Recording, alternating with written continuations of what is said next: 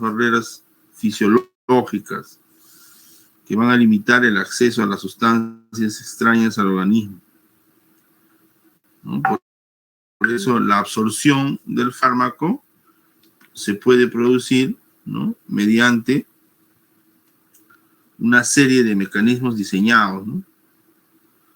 Ahora, después de la absorción, como se puede observar, sigue pues la distribución, ¿ya?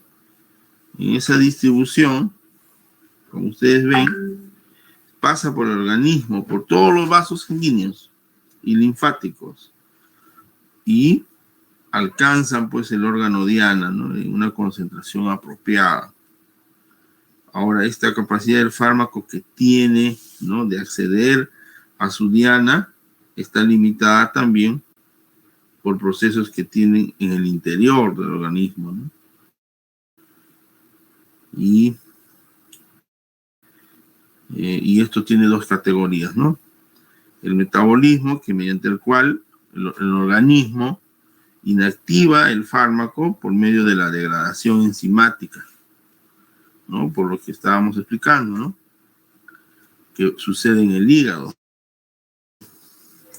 Y la excreción, porque el fármaco se elimina pues del organismo, principalmente pues en los riñones, el hígado y las heces. ¿Ya? Entonces, todo esto es importante, ¿ya?,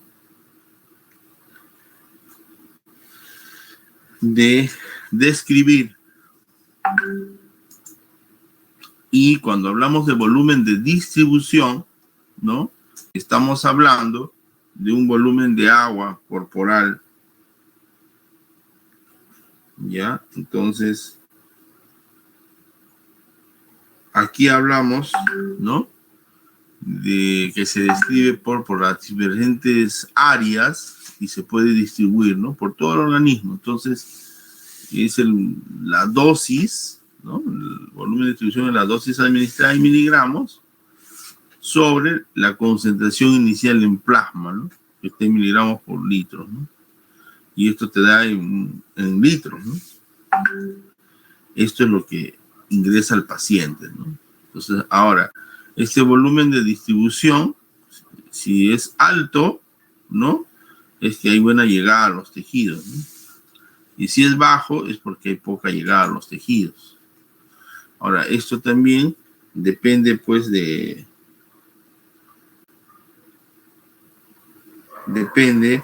¿no?, que está unido a las proteínas.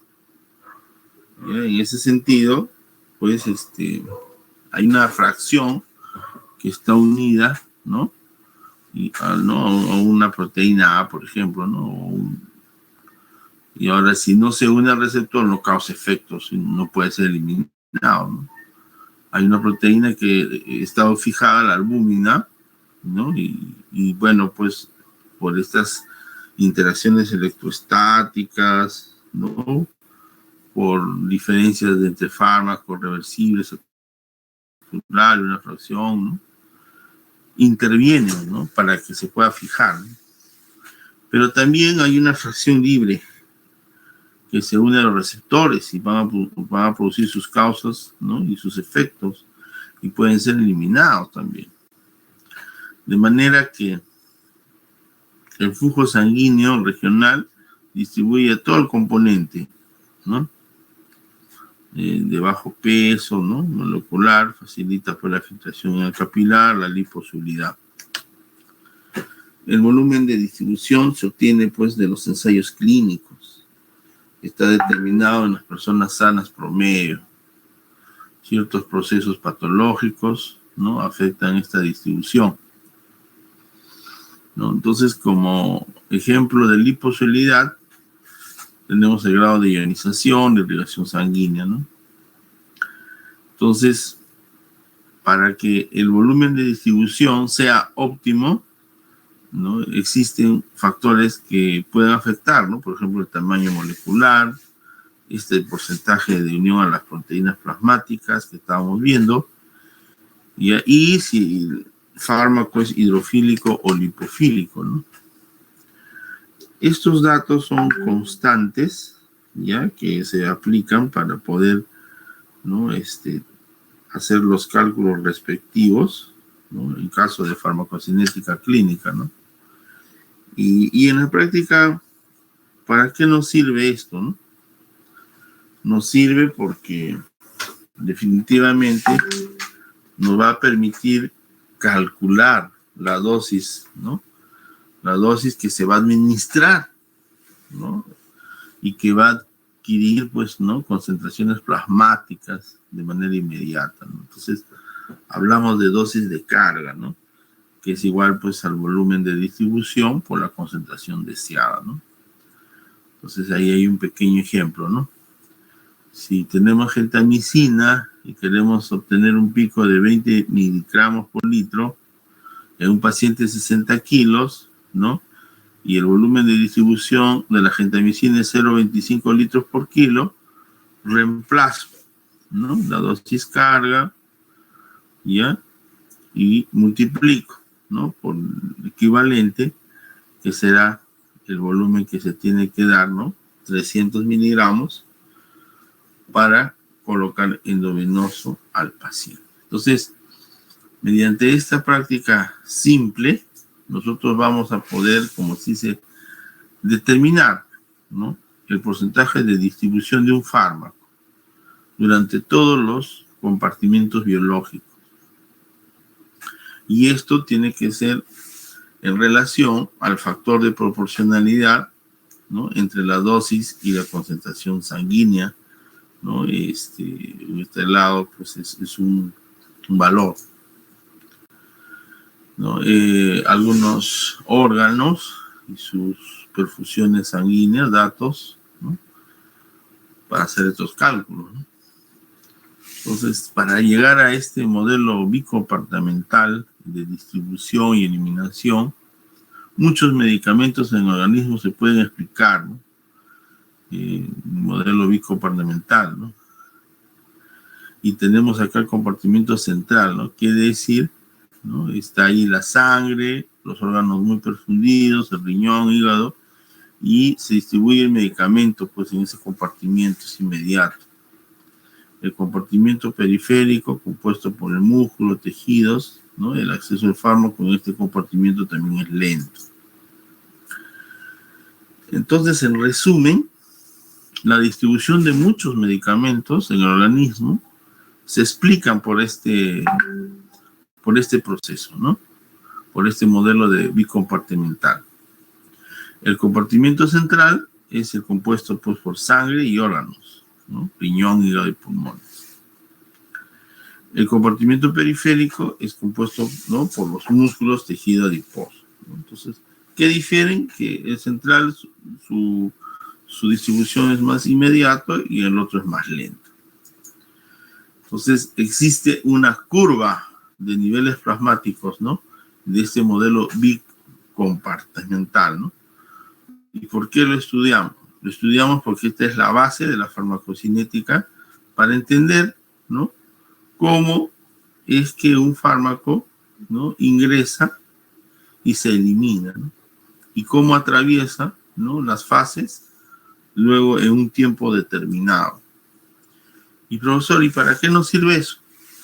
Nos sirve para entender, ¿no?, que en los fármacos, ¿no?, hay una porción unida que está retenida en el plasma por su tamaño, puede atravesar las membranas biológicas, y hay una forma libre que difunde, y esa es la fracción que llega y se distribuye, ¿no?, y es la responsable de la acción farmacológica, ¿ya?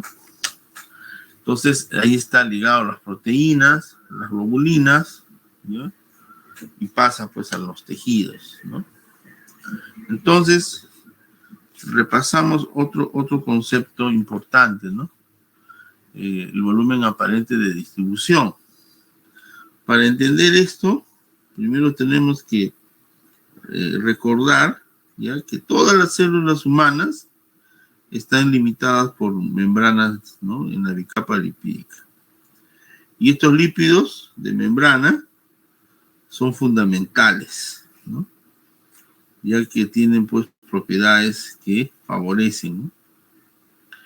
Además de estos componentes lipídicos de las membranas biológicas que contienen proteínas, ¿ya?, también hay una estructura pues en esta bicapa que va a permitir esto, ¿no? Entonces, este paso de membranas, ¿no? O sea, ¿cómo evaluamos, no? O sea, estoy explicando cuál es el sentido de entender estos datos farmacocinéticos, ¿no?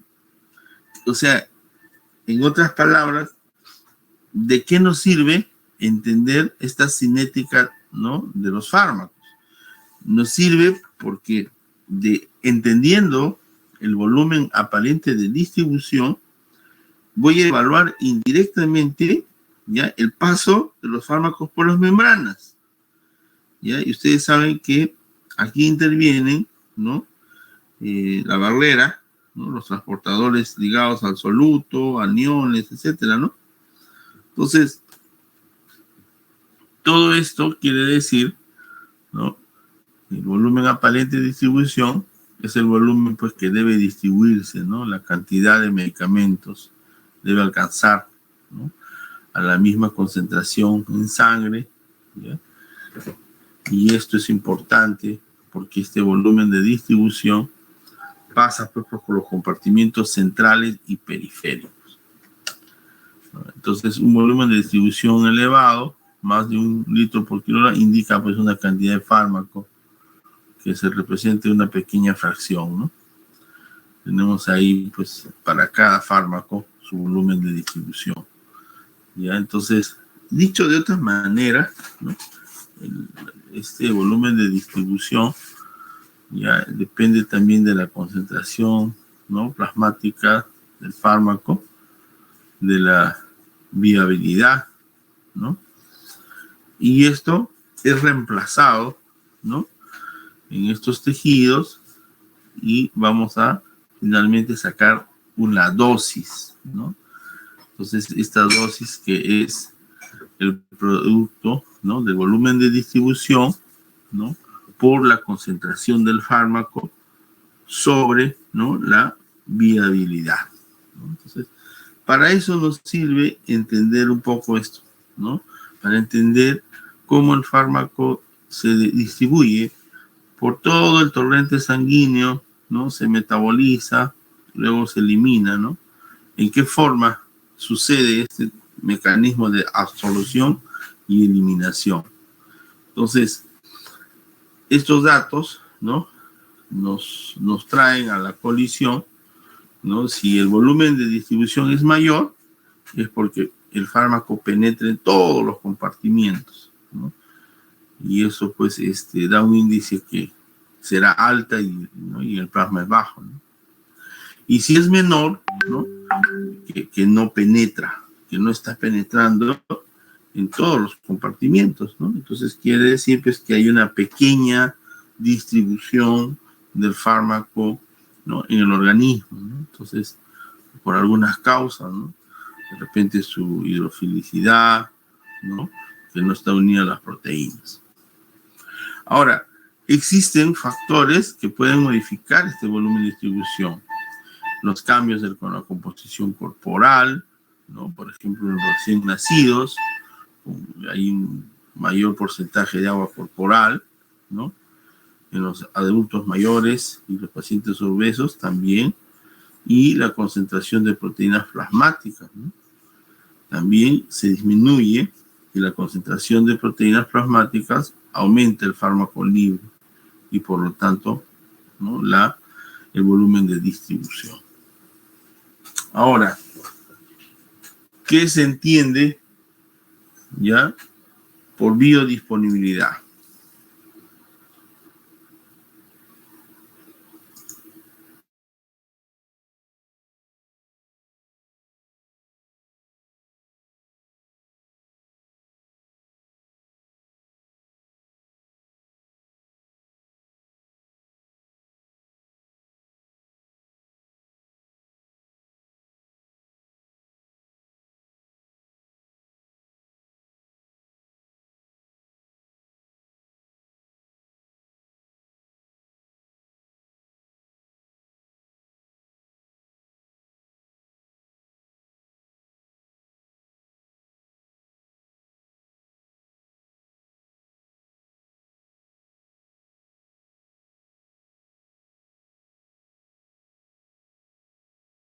Ya, disculpe.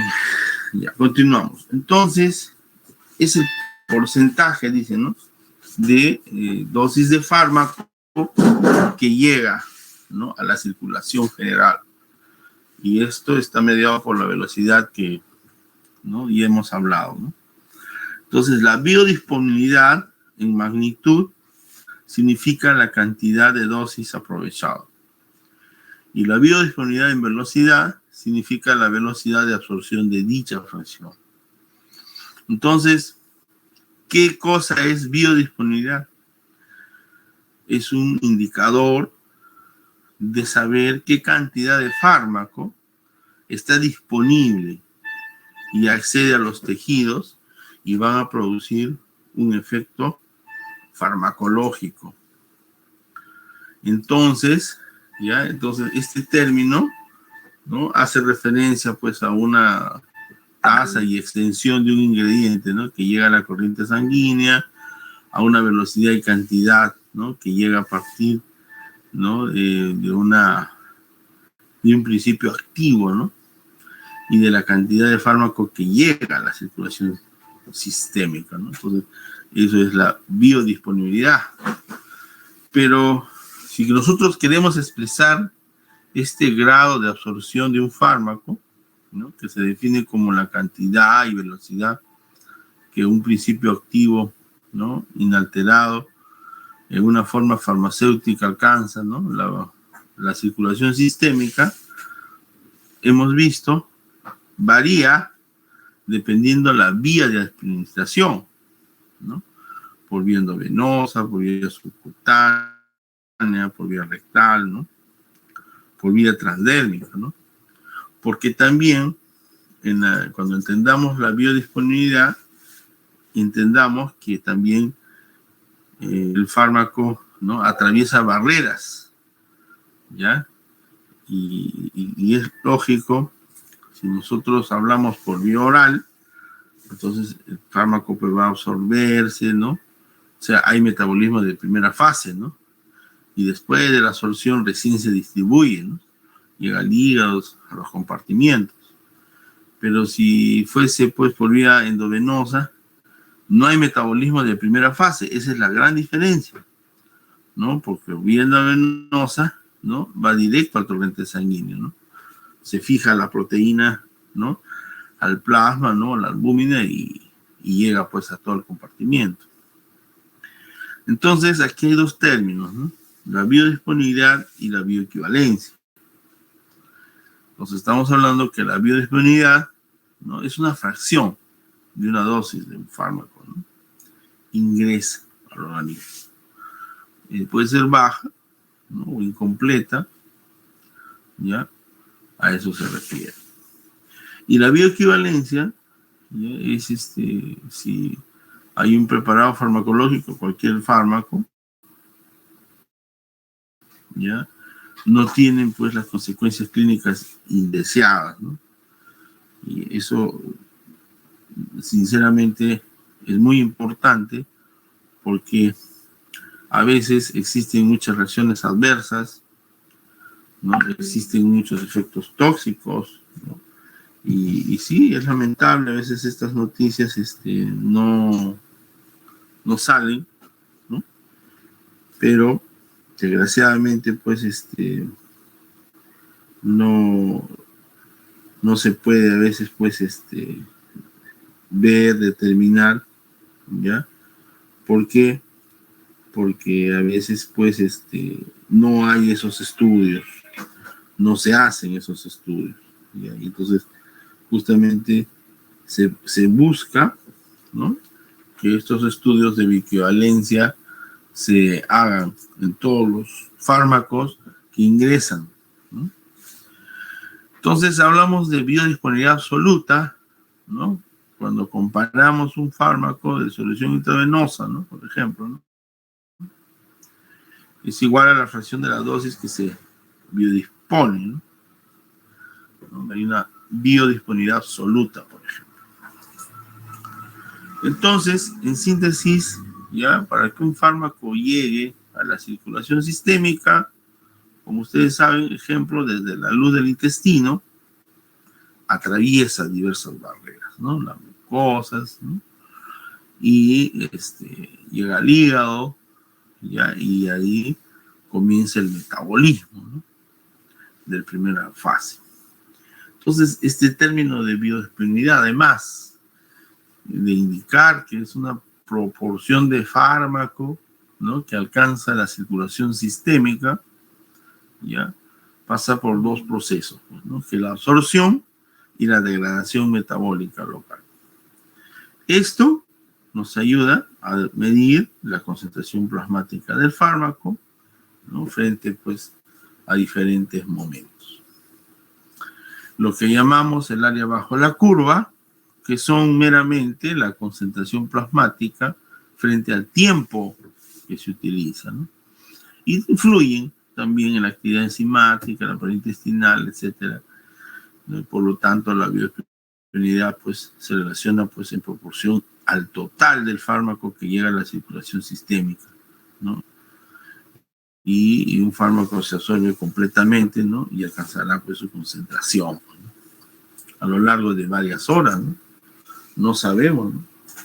¿Se acuerdan, pues, ustedes cuando el futbolista Paolo Guerrero, ¿no? En el mundial anterior, ¿no? Él dice haber ingerido un mate de coca, ¿no? Pero eso en los análisis que hicieron antidoping, pues, ¿no? Imagínense que ese simple mate de coca, ¿no? Ya había consumido hace más de semanas, ¿no? Un mes, creo, más, ¿no? Todo un proceso, ¿se acuerdan? ¿No? Es así. La fracción de un fármaco queda ahí, la traza queda, ¿no? O sea, en el tiempo. De repente su Cmax, ¿no? Su tiempo máximo pasó, pero eso no quiere decir que todavía lo has eliminado, ¿no? Entonces, ese fármaco absorbido se estima con datos experimentales, ¿no?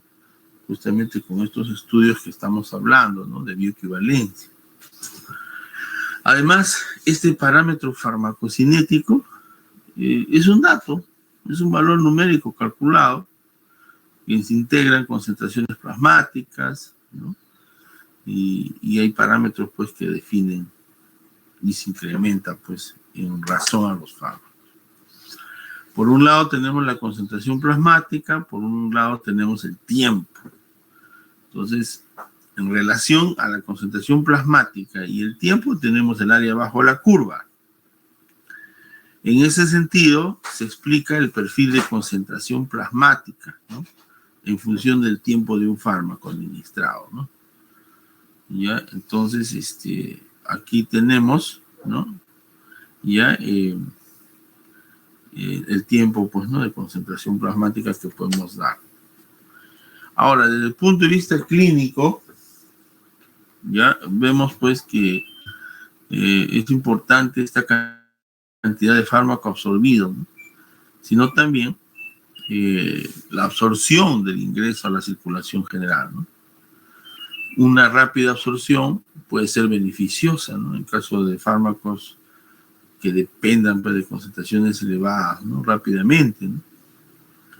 Y una velocidad de absorción lenta garantizaría, ¿no? Unas concentraciones plasmáticas sostenidas en el tiempo, ¿no? Que se prolongarían en el caso de una absorción muy lenta, ¿no? Entonces la curva de concentración plasmática sería muy plana, ¿no? Y eso se corroboraría, ¿no? Dependiendo, pues, la necesidad, ¿no? Estos perfiles de concentración versus tiempo, según la necesidad que el paciente lo requiere. Entonces, aquí viene la ventana terapéutica, ¿no? Esa franja amarilla, ¿no? Comprendida entre la concentración plasmática mínima efectiva y la mínima tóxica. Entonces, eso es lo que se espera encontrar, ¿no? Una absorción rápida que alcanza, ¿no? Concentraciones tóxicas, ¿no? Que está en verde, ¿ya? Presenta, pues, una buena performance, ¿no? De absorción adecuada, ¿no? Entonces, estas variables farmacocinéticas son empleadas para hallar la velocidad de absorción, concentración plasmática, el tiempo máximo, el Tmax, como se muestra, ¿no? El Cmax, ¿no? Que es el tiempo de concentración máximo de un fármaco, ¿no? Por ejemplo, nosotros consumimos una amoxicilina, ¿no? Cuando estamos mal. Entonces dice, ¿no? Cada 8 horas, ¿no? ¿Por qué? Porque se entiende que hay un promedio, que el fármaco deja de hacer su efecto más o menos en 8 horas, ¿no? Entonces, entenderemos, dependiendo de los antibióticos, de repente su Cmax sea pues a los 40 minutos, a la hora, no sabemos, ¿ya? Pero justamente se entiende que 8 horas será el tiempo que va a estar todavía el fármaco, como se dice, actuando, ¿no? Unido a las proteínas plasmáticas, haciendo el efecto antibiótico, por ejemplo, ¿no? Para el caso de la amoxicilina. Entonces, entendamos que la absorción y biodisponibilidad de los fármacos tiene que ver mucho, ¿ya? Porque si no entendemos esta parte, ¿no? No vamos a comprender bien el mecanismo de acción de los fármacos que vamos a ir viendo semana a semana. Entonces, la bioequivalencia, ¿no? Es justamente como comparar, ¿no? Un test de referencia, ¿no? Un que es normal y el referido, ¿no? Por ejemplo, yo quiero comparar, ¿no? Si efectivamente, ¿no? Por ejemplo, ¿no? La vacuna esta, ¿no? La cuarta dosis, la polémica, ¿no? La Moderna, es realmente, ¿no? O de repente no es Moderna, o de repente la concentración no es adecuada, ¿no? Entonces yo agarro, ¿no? Una concentración, ¿no? Primero tengo mi test, ¿no? O sea, tengo un control, que está al lado izquierdo en rojo. Y cojo al azar, ¿no? Una muestra de vacuna, ¿no? Moderna. Y comienzo a hacer la bioequivalencia, ¿no? A las diferentes dosis, ¿no? No sé, 0,1, 0,2, 0,3, 0,5, 0,6, 1, y comenzamos ¿cómo se dice? A comparar, ¿no? Si es que si en este caso, ¿no? De la vacuna, es biodisponible, ¿ya? Y que tenga estos perfiles de concentración, ¿no? Entonces, si ambas formulaciones son equivalentes, ¿no? Farmacéuticamente hablando, son biodisponibles. Y eso quiere decir que hay velocidad y cantidad de absorción, ¿no? Luego de su administración, ¿no? Entonces, estos estudios de bioequivalencia aseguran que el fármaco presente similares, ¿no? Efectos en el compartimiento, ¿no? Obtenidos con formulación de referencia, ¿no? Entonces, muchos fármacos, ¿a qué voy, no? Muchos fármacos carecen de estos estudios de bioequivalencia, ¿no? Y lo más triste es que ingresan, pues, ¿no? Y no hay estos estudios, ¿ya? Y el hecho que estos fármacos, ¿no? O cualquier fármaco, ¿no? Estamos poniendo el ejemplo de la vacuna, ¿no? Sea, pues, tenga efecto, se haya demostrado en un determinado lugar, ¿no? En Estados Unidos, en Europa, donde quiera, es necesario y se necesita hacer estudios de bioequivalencia en el lugar donde se va a realizar, ¿no? Entonces, solamente para que se den cuenta que la bioequivalencia nos puede evaluar eso, ¿no? La cantidad de droga absorbida y la velocidad de absorción, ¿ya? Entonces, entendamos que el término de bioequivalencia es ver calidad, ¿no? Si es que realmente, pues, es seguro y es eficaz, Entonces, con estudios de bioequivalencia vamos a disminuir iatrogenias, vamos a distribuir efectos tóxicos, ¿no? Y vamos a permitir que estas formulaciones, ¿no?, de diferentes fabricantes, diferentes lotes, ¿no?, tengan, pues, químicamente equivalente, ¿no? Entonces, ¿por qué? Porque acá también hay otro dilema, ¿no? Los fármacos genéricos y los fármacos de marca, ¿no? Hablando químicamente, ¿no?, no puede existir esa diferencia, ¿no? Porque la farmacopea es universal. Ya, las concentraciones son las mismas, ¿no?, para los fármacos de marca o los fármacos, pues, genéricos. Sin embargo, en la práctica clínica, ¿no?, en la práctica normal, se puede observar que biológicamente no hay equivalencia, ¿no? Entonces, del principio activo, ¿no?, pareciera que los principios activos, las concentraciones no son las mismas, ¿no? Entonces, antes de administrar un fármaco, ¿no?, hay que ver cómo sucede este proceso de desintegración, ¿no? Ya, entonces, todo esto es importante porque nos ayuda a entender la calidad del fármaco y por ende la seguridad, ¿no? Entonces, cuando demostramos la bioequivalencia, ¿no?, del test, ¿no?, la formulación, asumimos, pues, que está dentro de los límites precisos, ¿no? Y por lo tanto, pues, estos estudios de bioequivalencia suelen ser utilizados como una herramienta durante la elaboración, pues, del desarrollo farmacéutico, ¿no?, por las diferentes vías de administración y formulaciones, ¿no? Ya, para un mismo fármaco, ¿no?, y realizar controles de calidad de lotes, ¿no? De manera que un estudio de bioequivalencia, ¿no?, nos demuestra la equivalencia terapéutica entre dos formulaciones, ¿no?, de un estudio de biodisponibilidad relativa. Entonces, se obtienen, pues, ensayos de eficacia y seguridad, ensayos clínicos, que no son sencillos, ¿no?, que cuestan mucho tiempo, muchos costos, ¿no? O sea, todas las ventajas que nos da la bioequivalencia, ¿no? Nos demuestra, ¿no?, que un producto farmacéutico tiene, pues, la capacidad y la eficacia en el tratamiento, ¿no?, y por ende, pues, asegura la calidad. Otro fármaco, ¿no?, que también ha sido bastante controversial son los quimioterápicos, ¿no?, en el tratamiento del cáncer, ¿no?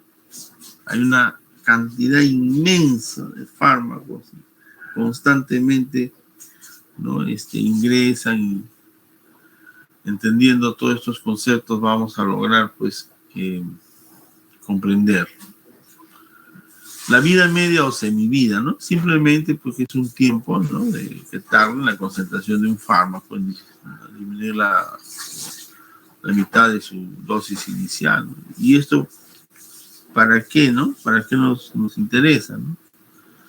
Bueno, para saber cuánto tiempo tarda un medicamento en ser eliminado o alcanza el equilibrio estacionario, o para la dosificación, ¿no?, la frecuencia de administración, o de repente necesito doblar la dosis, ¿no? Son estudios puros de farmacocinética, ¿no? Porque hay fármacos, pues, que son eliminados, ¿no?, al 90%, al 95%, al 99%, ¿no? Entonces, esto depende, pues, del aclaramiento renal, del volumen de distribución, ¿no? Mayor volumen de distribución, mayor vida media, ¿no? Mayor depuración del fármaco, menor vida media. Entonces, este tiempo o semivida o tiempo medio, ¿no?, se calcula, ¿no?, y ya se sabe de todos los fármacos. Se tiene ese como un dato. Ahora, hemos estado repasando mucho, ¿no?, sobre la dosis. Entonces, recordamos entonces, ¿qué es la dosis?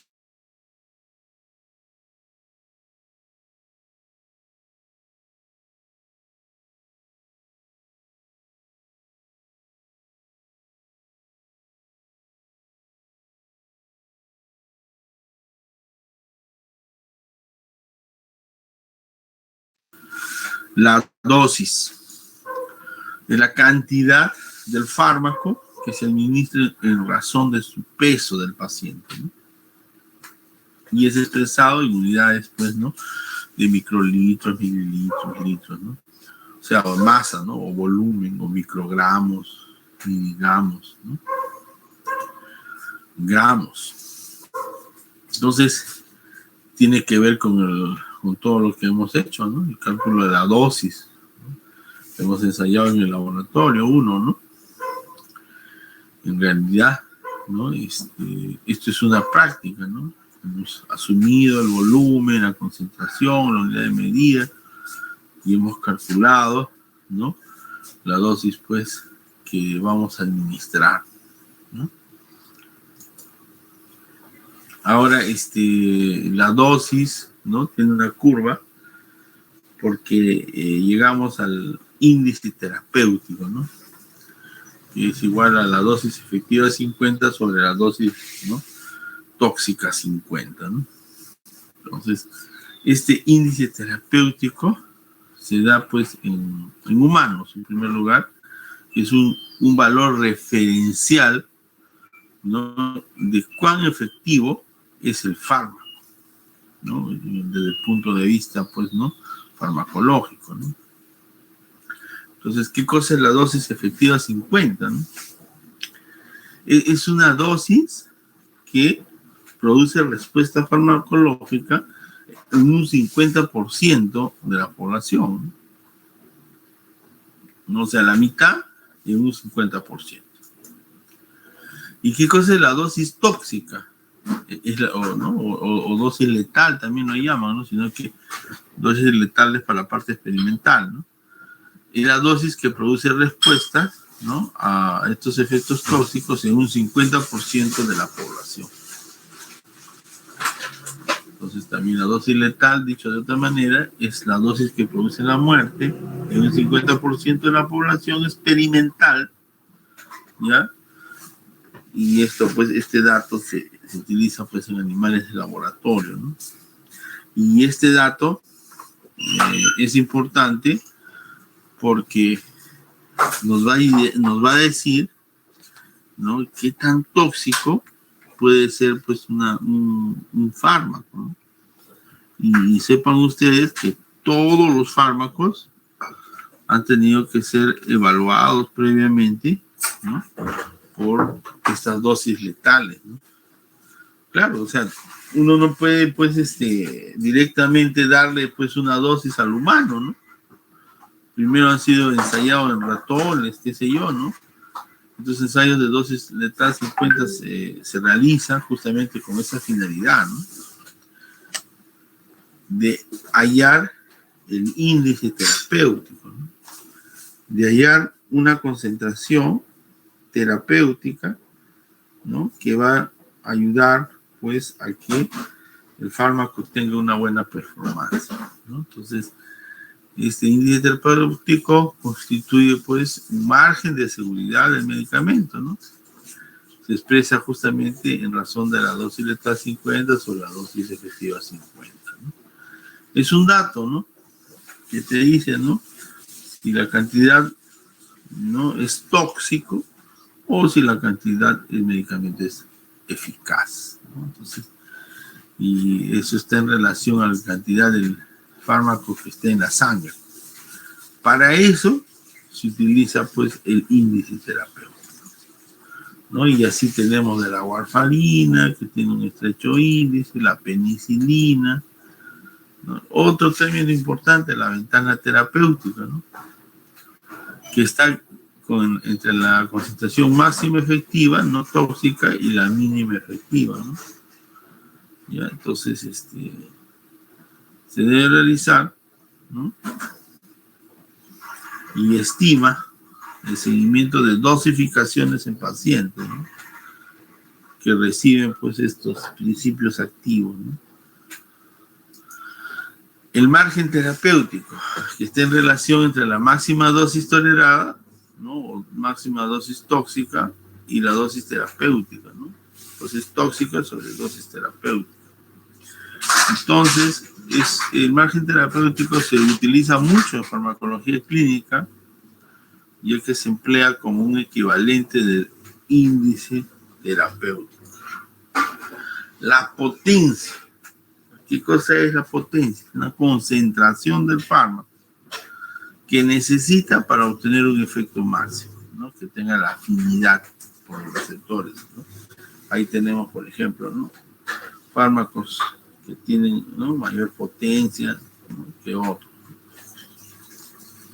La eficacia se describe en términos de magnitud o intensidad de la respuesta que es causada por un fármaco, ¿no? O sea, hay una actividad intrínseca. Y se mide, pues, de esta manera, ¿no? Porcentaje de la A, B y C, dependiendo de su eficacia. Y también intervienen otros factores, ¿no? Entonces, la potencia y la eficacia van de la mano, ¿no? La potencia se mide con la concentración efectiva 50, ¿no? Ya, como dijimos, es la concentración del fármaco, ya que se tuvo, pues, un 50%, ¿no? A mayor afinidad de la droga por su receptor, mayor potencia. O sea, ya entramos a otro parámetro, ¿no? La farmacodinámica, que tiene que ver ya con los receptores. Entonces, la potencia depende de la afinidad con que se fijan los receptores y la eficacia de la capacidad, ¿no?, que tiene del agonista de ser fijado al receptor, ¿no?, y genera una respuesta, ¿no? Y la concentración máxima es la respuesta máxima que tiene, pues, en la curva el fármaco. Seguridad y eficacia, ¿no?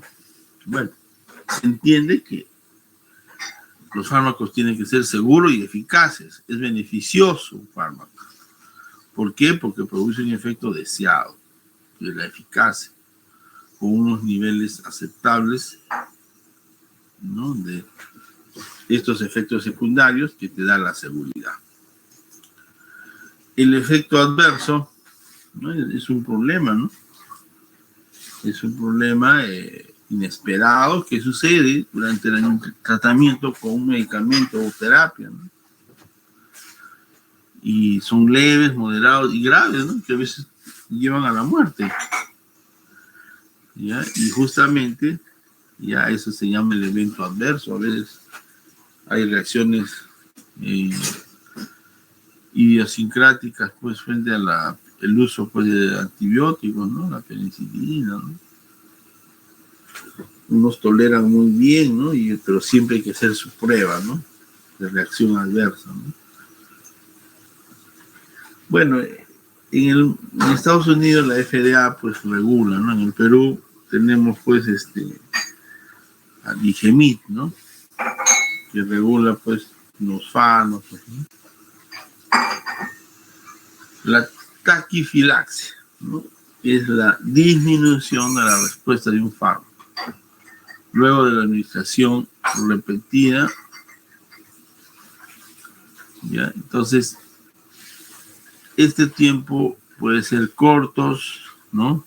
Y ejemplos, ¿no? Tenemos algunas, por ejemplo, la vitamina, que son administrados, ¿no?, en intervalos cortos y que van a desarrollar taquifilaxia. La desensibilización y la taquifilaxia, ¿no? O sea, describen la pérdida de eficacia de un fármaco cuando se administra en forma continuada, ¿no? Algunos mecanismos, ¿no? Mecanismos fisiológicos de compensación, ¿no?, la expulsión del fármaco de la célula diana, la alteración de los receptores, ¿ya? Entonces, es importante, ¿no?, que entendamos, ¿no?, todos estos parámetros que hemos visto. Muy bien, para terminar, comenzamos con la lista, porque veo ahí con el delegado del grupo A, luego el B y luego el C. Adelante.